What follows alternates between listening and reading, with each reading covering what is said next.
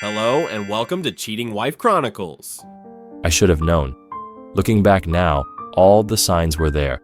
Little moments, offhand comments, subtle shifts in behavior that, had I been paying attention, would have told me exactly where I stood in my own family.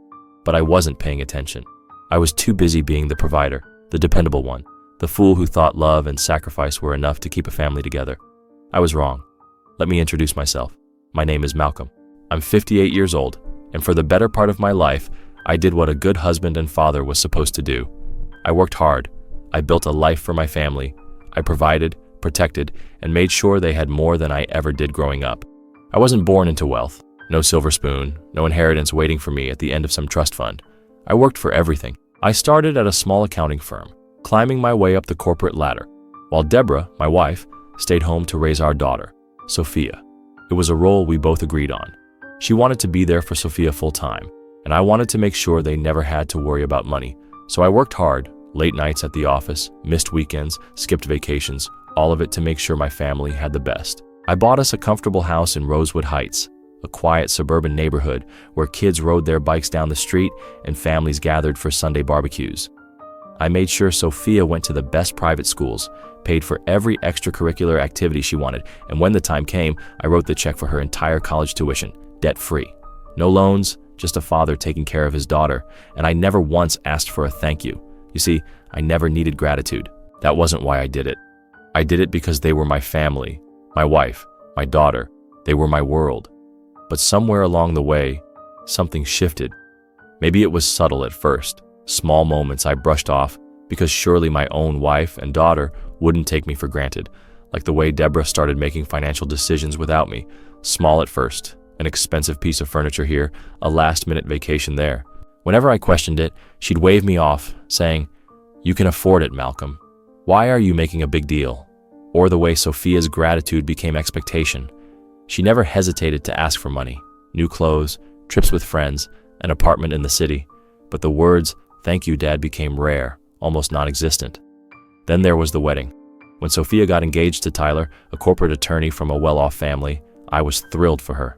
I offered to pay for the wedding despite Tyler's parents insisting they could handle half. "No," I had said, smiling at my daughter, "this is my gift to you. I want you to have the wedding of your dreams."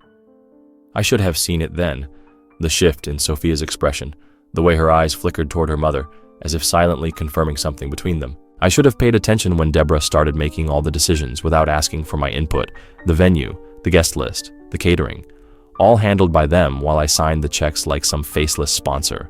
I should have noticed the way they never talked about the wedding when I was around, but I didn't. Because why would I? Why would I ever think that my own wife and daughter would exclude me from the very wedding I paid for? I ignored the signs. I told myself it was just pre-wedding stress, that they'd include me when it mattered. I was wrong. A day before what I thought was the wedding, I walked into the kitchen, smiled at Deborah, and said, "I can't wait for the wedding tomorrow." And that's when she laughed. Not a nervous chuckle, not a guilty giggle, but a full-blown, amused laugh, as if I had just told the funniest joke she'd ever heard. "What?" I asked, still smiling. "The wedding happened yesterday," she said. That moment, that exact moment, split my life into two parts. Before that moment, I was Malcolm, the devoted husband and father, the provider, the man who did everything for his family. After that moment, I became something else. Because standing there in my own kitchen, staring at my wife's smug expression, I felt something inside me snap. Not in rage, not in heartbreak, but in cold, quiet realization. They had never planned to invite me. This wasn't some scheduling mistake. They had deliberately left me out. I turned to Sophia, waiting for her to correct her mother. She didn't. Instead, she hesitated, then picked up her phone, tapped the screen a few times, and held it up for me to see. There they were, all of them. Deborah, Sophia, Tyler, the in-laws, my siblings, my nieces and nephews, smiling, laughing, celebrating at a wedding I paid for. Without me. My heart pounded in my chest, but my face remained calm. I looked at my wife, the woman I had spent more than 30 years of my life with, the woman I had built a home for, sacrificed for, loved unconditionally. She shrugged, a casual, dismissive shrug, like I was some distant acquaintance they had forgotten to call. "Guess I forgot to tell you," she said, like it was nothing. Like I meant nothing. That was the moment I knew. They didn't just take me for granted. They didn't just see me as the wallet, the provider, the necessary burden in their perfect little lives. They saw me as irrelevant. I set my coffee mug down on the counter carefully, without a word, without a reaction. Deborah raised an eyebrow, waiting for me to explode, to yell, to demand an explanation. Sophia shifted uncomfortably, sensing that I wasn't reacting the way she expected. I didn't give them the satisfaction. I turned around, walked to the hallway, grabbed my coat from the rack, and stepped outside into the cold air. No yelling, no questioning, no begging to be included. Because in that moment, I realized something they had failed to consider. I had spent my whole life taking care of them, but they had never once considered what would happen if I decided to stop. I pulled out my phone, scrolled through my messages, no missed calls, no texts. I wasn't an afterthought. I wasn't a thought at all. I took a deep breath, exhaled slowly, and whispered to myself, let's see how much they laugh when I walk away for good. Because that's exactly what I was about to do, and they were about to regret every second of it. I stood outside my own house, the cold air biting at my skin, but it was nothing compared to the chill that had settled deep inside me. I should have been angry, furious, heartbroken, but I felt none of those things. Instead, I felt empty. It wasn't just the betrayal. It was the realization that I had spent my entire life believing in an illusion of love, family, loyalty. I had built my world around them, sacrificed for them, trusted them, only to find out I was never truly part of theirs. They hadn't forgotten me. They had excluded me on purpose. That fact settled in my bones like an unbearable weight, heavier than any exhaustion I had ever felt before. I stared at my phone, my fingers numb from both the cold and the silent rage curling in my gut. No missed calls, no texts, no last-minute explanations, nothing, not even a fake attempt to cover up what they had done. I exhaled slowly, watching my breath cloud in the winter air, and did something I never thought I'd do. I opened my banking app. For the first time in decades, I looked at my finances not as a provider, not as a husband or father, but as a man who had been used, a man who had been nothing more than an ATM to his own family. There it was, every mortgage payment, every credit card bill, every check sent to Sophia, every monthly deposit into Deborah's personal account, all done by me, for them, and they had the audacity to throw a wedding without me. I inhaled sharply, my fingers tightening around my phone as I scrolled through my transactions. The wedding payments, every single venue deposit, catering expense, floral arrangement, dress fitting, and luxury honeymoon package had been covered by me, and yet they had looked me in the eye, laughed in my face, and acted like I was irrelevant. I had funded an event I wasn't even considered worthy enough to attend. My mind was running, piecing everything together, and with each realization, something inside me hardened. This wasn't just a moment of forgetfulness. This wasn't accidental. This was calculated. I turned around and walked back toward the house, my steps slow, deliberate. I wasn't sure what I expected to find when I walked back inside. Maybe a sliver of remorse, maybe even a half-hearted attempt at an apology. But when I stepped through the front door, all I heard was laughter. Deborah's light, careless chuckle, Sophia's amused giggle. I stopped just before entering the dining room, listening. "Dad's going to be fine," Sophia was saying, her voice casual, unconcerned. "He always gets over things." "Exactly," Deborah agreed. "You know how he is. He sulks for a while, then he moves on. I told you, honey, he wouldn't have fit in at the wedding anyway. It was elegant. You know how stiff he can be." My blood turned to ice. Elegant. Stiff. I took a slow, measured breath and stepped into the room. The second they saw me, the conversation stopped. Sophia stiffened, her lips pressing together. Deborah looked up at me, her face smooth, unreadable. They weren't guilty. They were waiting for me to act the way they expected.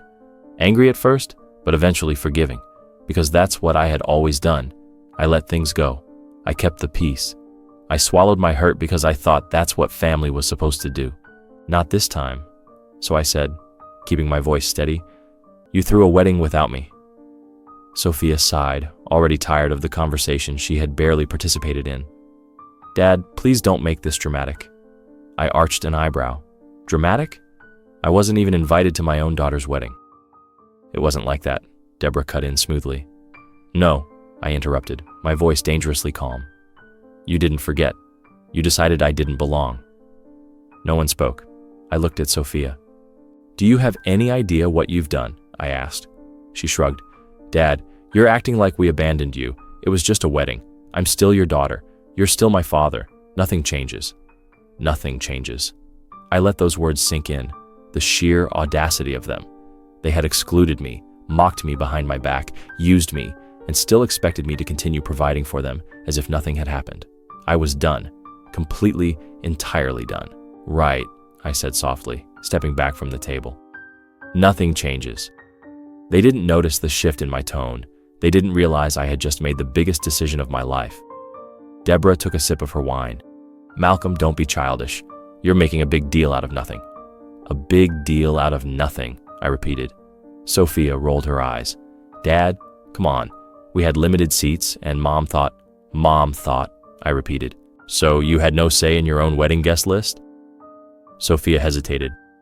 And that's when I saw it. She hadn't cared enough to argue. She hadn't cared enough to fight for me. I nodded slowly, stepping back toward the hallway. Got it. Deborah raised an eyebrow. Where are you going? I need some air, I said simply. I grabbed my coat again, walked outside, and did what I should have done years ago. I opened my banking app again, and one by one, I started shutting it all down. The mortgage payments stopped. The credit cards in Deborah's name canceled. The monthly deposits into Sophia's account gone. The inheritance fund I had set up for her revoked. They didn't need me at the wedding. Let's see how well they did without my money either. I stood on the porch, taking in the quiet night, feeling lighter than I had in years. They thought I was predictable. They thought I would always bend, always forgive, always stay. But they had made one critical mistake. They had underestimated just how much I could take, and they were about to find out what it felt like when the man they used stopped playing the fool. Because as far as I was concerned, I was done being their ATM, and I had no plans of looking back. I sat in my car, gripping the steering wheel, staring at the house I had spent the last 30 years building, the house that had seen birthdays, anniversaries, first steps, and late-night family dinners. A home, or at least that's what I had thought it was. But homes are built on love, on mutual respect, on the belief that you belong. And I didn't belong here anymore. Not to them. To them, I was a bank account with legs, a walking convenience, the one they turned to when bills needed paying, when debts needed clearing, when dreams needed funding. But when it came to including me in their lives, I was disposable. And the worst part, I had let it happen. For years, I had excused it, ignored it, rationalized it. I had told myself that's just how families are. I had let myself believe that as long as I kept giving, kept sacrificing, they would see my worth. But they had seen my worth. They just never valued it. A cold, sharp realization settled in my chest as I sat in the driveway, the glow of the house's windows illuminating the stark truth. This wasn't a mistake. They weren't sorry, and they weren't going to change. So why the hell should I stay? I reached for my phone, opening the contact list. My lawyer's number was near the top. I stared at it. I could start right now. Call him. Tell him to start the paperwork. Divorce, financial restructuring, asset liquidation. Everything I had built for them, the house, the credit cards, the safety net, it all existed because of me. And if I walked away, if I truly, completely walked away, they had nothing. I let out a slow breath, pressing my thumb against my phone screen. But I didn't call. Not yet. Because I wasn't done. Not yet. I pushed the door open, stepping back into the freezing night air. My breath fogged in front of me as I walked back to the house, my footsteps deliberate, my heartbeat steady. I wasn't going to scream. I wasn't going to argue. I wasn't going to give them the satisfaction of seeing me break. When I walked inside, Deborah was still at the dining table, sipping her wine like nothing had happened. Sophia had moved to the couch, scrolling through her phone, her face as blank as ever. I stood in the entryway, watching them. They didn't even flinch, didn't look guilty, didn't even try to explain themselves, because why would they? They thought they had already won, that I would get over it, like I always did, that I would sulk for a few days, then go back to paying for their lives like nothing had happened. I let the silence stretch. Then, finally, Deborah sighed, setting her glass down with a soft clink. Are you done being dramatic? I smiled. Not because I was amused, not because I found any of this remotely funny, but because I knew something she didn't. I wasn't being dramatic. I was being done. "Oh, I'm done all right," I said, her eyebrows knitted together, the first flicker of something that almost looked like unease crossing her face. "Look, Malcolm," she said, exasperation in her voice. "I know you're upset, but it was just a wedding. You're acting like we burned the house down." I tilted my head slightly. "That's an interesting way to put it, Deborah, because in a way you did." She scoffed. "Oh, come on." I turned my gaze to Sophia. "And you?" I asked. "Nothing to say?" Sophia barely looked up from her phone. "Dad, you're taking this way too seriously. We didn't mean to hurt you. Mom thought, I repeated. Sophia hesitated, then shrugged. "Look, I just went along with it. It wasn't personal. Not personal.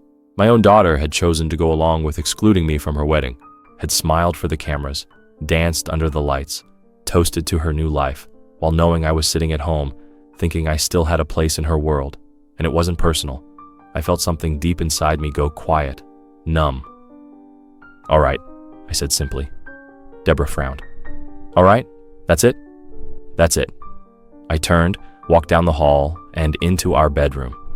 I didn't slam the door, didn't rip things off the walls, didn't throw things into a suitcase, because this wasn't some spur-of-the-moment reaction. This was deliberate, planned, final. I pulled open the closet, grabbed a duffel bag, and started packing. Shirts, pants, the essentials. I didn't need much, because I wasn't planning on coming back.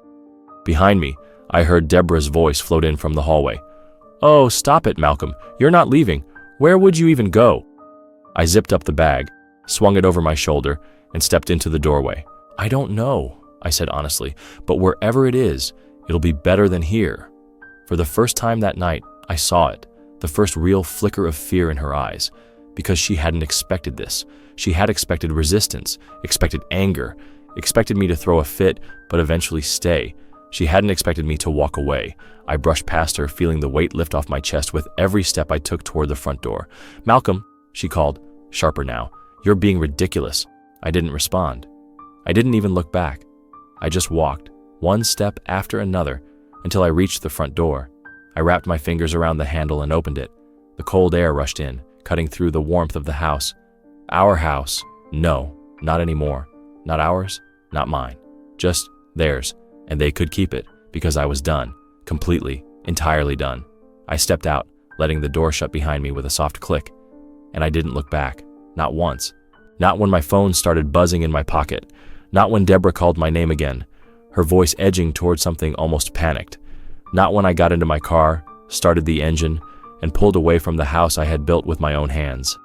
I had walked away from a lifetime of sacrifice, and for the first time in 30 years, I felt free. They thought they had won. They thought they could laugh it off, brush it aside, let time smooth over the wounds they inflicted. But they had no idea what was coming next. Because the thing about taking someone for granted, you never realize what they truly gave you until they take it all back. I drove through the quiet streets of Rosewood Heights, my fingers gripping the steering wheel tighter than necessary. The streetlights cast long shadows across the road, their glow blurring slightly as my vision swam with the weight of the evening. I wasn't angry. I wasn't sad. I wasn't even shocked anymore. I was just done. Done pretending, done excusing, done sacrificing for people who had made it abundantly clear that my worth to them began and ended with how much money I could hand over. It was a strange thing to realize that the family you had built your entire world around had never truly considered you a part of theirs, and now they were about to feel what that meant. As I pulled into the parking lot of a small motel on the outskirts of town, I reached for my phone. Not to call Deborah, not to respond to the barrage of messages and missed calls that had started the moment I walked out the door. I had no interest in what they had to say. Instead, I opened my banking app. For years, I had handled our finances alone. It had been a necessity, really. Deborah had never cared about managing money, and Sophia had never been interested in understanding where all the luxury she enjoyed came from. So I had managed it all.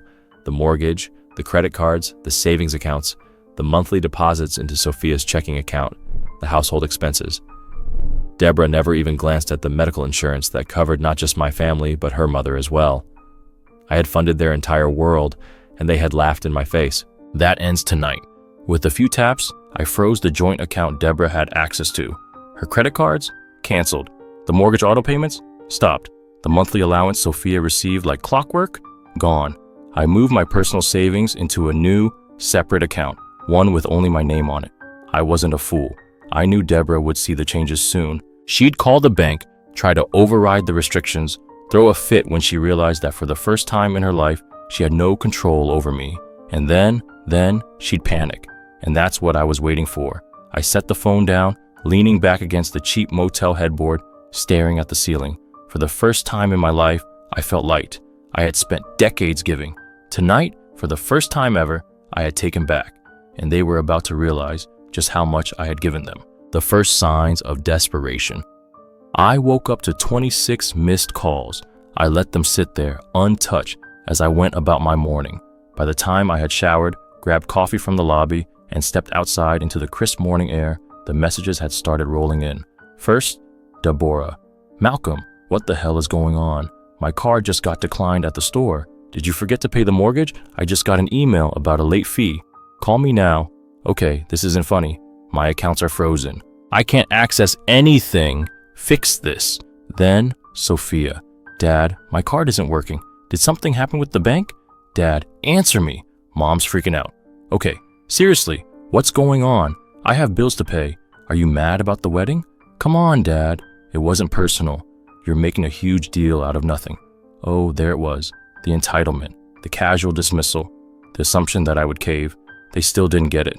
They still thought I was playing a game. I smirked, sipping my coffee as I scrolled to the next message.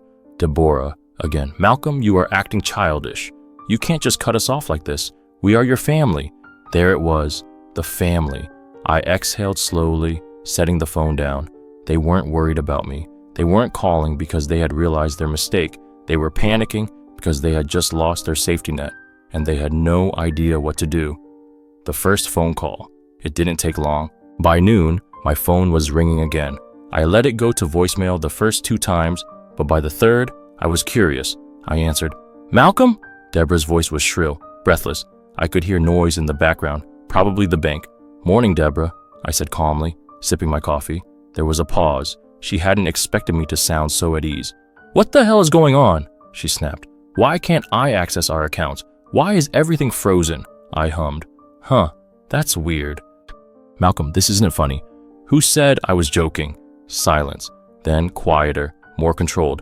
Okay, I get that you're upset, but this is ridiculous. You're not thinking straight. Oh, I'm thinking perfectly straight, I said.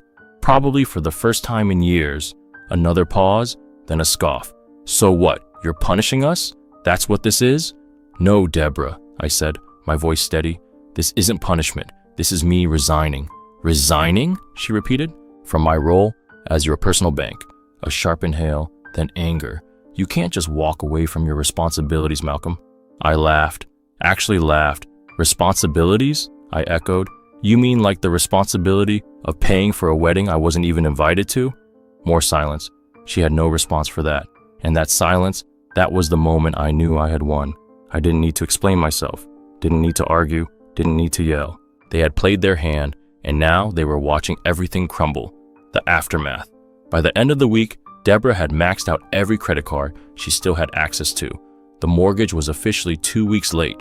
Sophia's lifestyle had come to a screeching halt. And me? I was fine. Better than fine. I was free.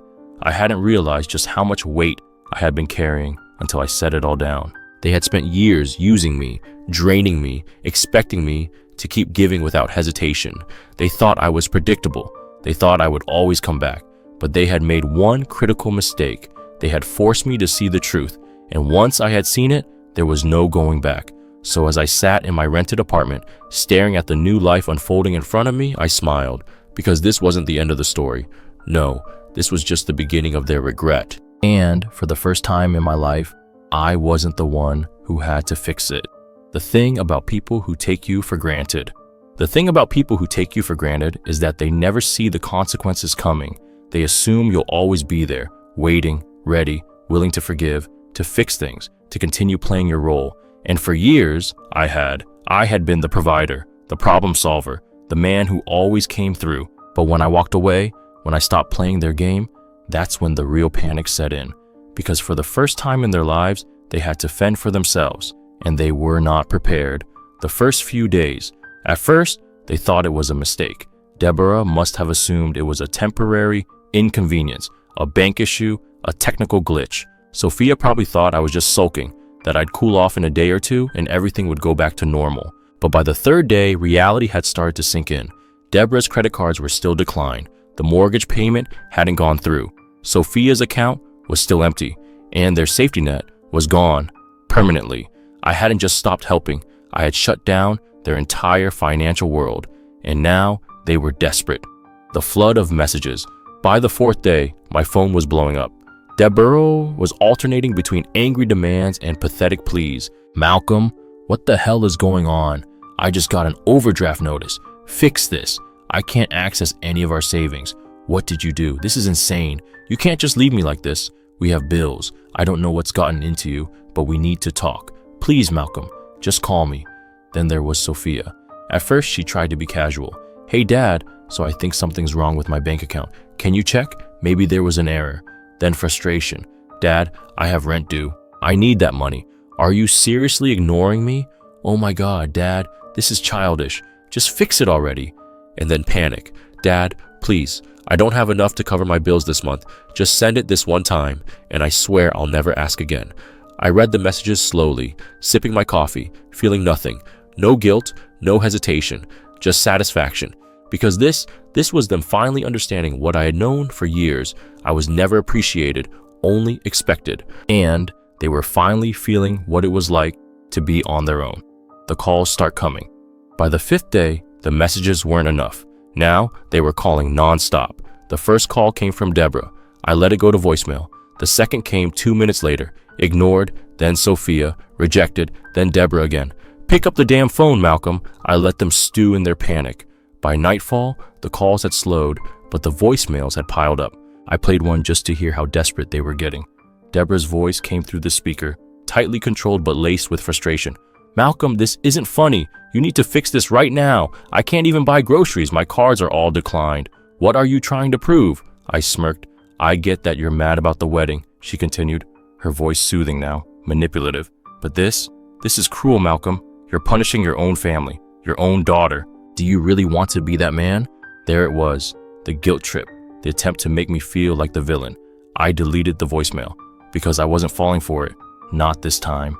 The breaking point. By the end of the first week, the panic had hit full force. Sophia had maxed out her remaining credit card. Deborah had called every bank representative she could.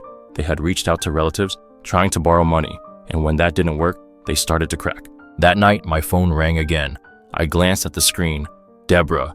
I almost ignored it until I noticed something different. She wasn't just calling, she was FaceTiming. I let it ring for a few seconds before answering, and when her face appeared on the screen, I almost didn't recognize her. She looked unraveled. Her hair was a mess, her face pale, her usual poise gone. Malcolm, she breathed, her voice raw. I raised an eyebrow. Something wrong? She stared at me as if trying to figure out who I was, because this Malcolm, the one who was calm, indifferent, untouchable, wasn't the man she was used to manipulating. We need to talk, she said finally. We are talking, I said, sipping my coffee. Her jaw tightened.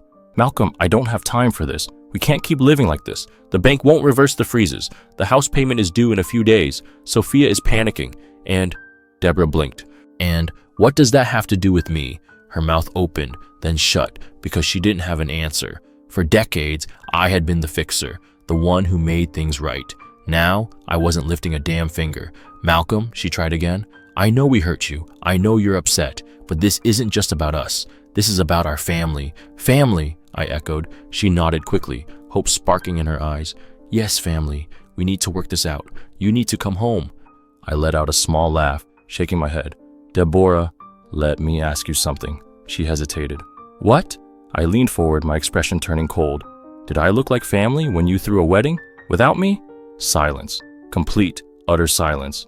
Deborah Eber's face drained of color, because she knew there was no coming back from this.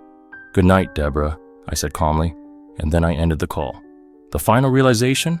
That night, I slept better than I had in years, because for the first time, they weren't my problem anymore. I wasn't the safety net. I wasn't the solution. I was just a man who had finally woken up, and tomorrow, they were going to wake up too, because this wasn't temporary. This wasn't a lesson. This was permanent, and they had no one to blame but themselves. I knew the moment was coming, the moment where they stopped pretending this was a misunderstanding and started realizing what they had actually done. It had taken longer than I expected. They had wasted time yelling, blaming, demanding, convinced that their outrage would somehow reverse the situation. But when their credit cards stayed frozen, when the mortgage default notices arrived, when Sophia's landlord started asking about her late rent, and when the groceries in the fridge started running low, that's when they understood, and that's when they came to find me. The knock on my door came on a quiet morning, peaceful, the kind of morning where I could sip my coffee, enjoy the fresh air, and feel the weight of my old life fully lifting off my shoulders. I had been staying in a furnished apartment across town. It wasn't flashy, but it was mine, a space free from their expectations, their demands, their endless cycle of entitlement. I had just settled into my chair, my phone on silent, when the knocking started, loud, persistent. I didn't need to look through the peephole. I already knew who it was, Deborah and Sophia. And just like that, the moment had arrived. I set my coffee down, slowly exhaled through my nose, and walked to the door. I let them knock one more time, harder. Then I opened it, face to face with desperation. Deborah looked exhausted, her hair a mess, her eyes dark with frustration. Sophia, standing just behind her, wasn't much better. The confidence, the smug attitude, the casual dismissal from before, gone. What stood before me now were two people who finally understood what they had lost. "Malcolm," Deborah started, her voice tight, controlled. I leaned against the doorframe, calm, unbothered, waiting. She took a breath. "We need to talk." I tilted my head slightly. "Oh? About what?" Sophia shifted behind her mother. "Dad, come on, don't do this." I raised an eyebrow. "Do what?" Deborah let out a sharp breath. "Enough of this," she snapped. "You've made your point. We get it. But this needs to end." "This," I repeated, my voice even. "Yes, this," she hissed, crossing her arms. "Your little act, your silent treatment, your refusal to fix what you broke." I actually let out a short laugh at that. "I broke? You think I broke something?" "Obviously," she shot back. "You destroyed our finances overnight. I can't access anything. I can't pay for the house. Sophia is struggling. What did you think would happen?" I leaned against the doorway. Oh, I knew exactly what would happen. Sophia's voice was smaller now, more hesitant. "Dad, please." I looked at her, my daughter, the same daughter who had stood in front of me days ago, shrugged, and told me my absence at her wedding wasn't personal. The same daughter who had spent years taking and taking, never giving a damn about what it cost me. And now she wanted mercy. I let the silence stretch between us. Then I smiled. "No." The outburst made Deborah's eyes widen. Sophia took a step forward. "Dad, wait." But Deborah wasn't willing to plead. No, she still thought she could win. "You're being ridiculous, Malcolm," she snapped. "This is petty. It's childish. It's—" "No," I interrupted. She blinked. "You don't get to stand here and call me ridiculous, Deborah," I said, my voice cool and controlled. "You don't get to call me petty when you and Sophia threw a wedding I paid for, without me. You don't get to act like I'm the one who's unreasonable when you spent years treating me like an afterthought." Deborah's lips pressed into a thin line. Sophia swallowed hard. "That's not fair," she murmured. I laughed again. "Fair? Tell me, Sophia, was it fair when you stood in front of me and told me my presence at your wedding didn't matter? Was it fair when you cashed every check I ever sent you, knowing you'd never once invited me into your life?" I had no desire to reach out, but that didn't mean I didn't hear about them. Word traveled fast. Deborah had tried to delay the inevitable, but within weeks, the house had officially gone into foreclosure. She had been forced to leave. I heard through a mutual acquaintance that she had moved in with a distant cousin, one she had spent years looking down on. I smiled at the irony of it. The woman who had once boasted about never needing anyone was now sleeping in someone else's spare bedroom. As for Sophia, she had lost everything. She was still married, but it was clear that her new life with Tyler wasn't going as she had expected. Without my money cushioning her lifestyle, she was forced to live within his budget, and it wasn't enough for her. A friend of mine who worked in finance told me he saw her at a restaurant with some friends one night. They had gone out expecting Sophia to cover the bill, something she had always done in the past. But when the check came, she hesitated, fumbled with her purse, and then had to admit she couldn't afford to pay for everyone.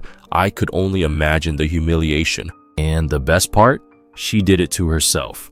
The message was clear, so I didn't expect to hear from her. Then, one evening, just as I was getting back from the gym, my phone buzzed with a number I didn't recognize. I hesitated before answering. "Hello?" A pause. Then a voice I hadn't heard in a long time. Dad? I almost laughed. I almost hung up right then and there. Because after everything, after the lies, the disrespect, the blatant exploitation of my generosity, she had the nerve to call me now. Sophia, I said evenly. There was another pause, then a shaky breath. I didn't think you'd pick up, she admitted. Why did you call? She hesitated.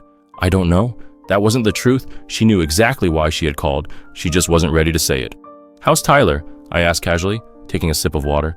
He's fine, she said quickly. Too quickly. Oh, so things weren't going well. And your mother? Sophia exhaled. She's managing. Translation. She was barely getting by, and they both wanted me to feel bad about it. Is that why you called? I asked, my voice unreadable. To give me an update on your mother's struggles? No, she said quickly. Another pause. She started, her voice breaking a little. I miss you, Dad.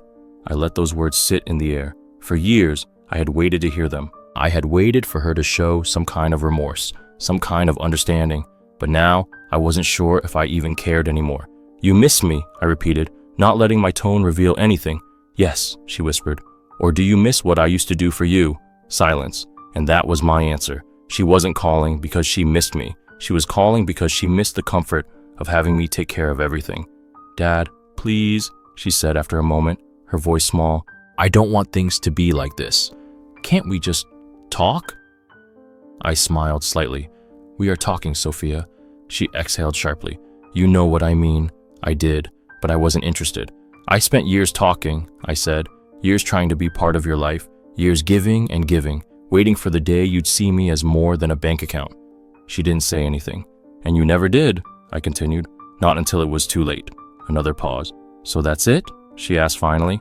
That's it, I confirmed. You're just done with me? There was a time when hearing those words would have wrecked me, when the idea of being done with my own daughter would have felt like a failure. But now, it just felt like freedom.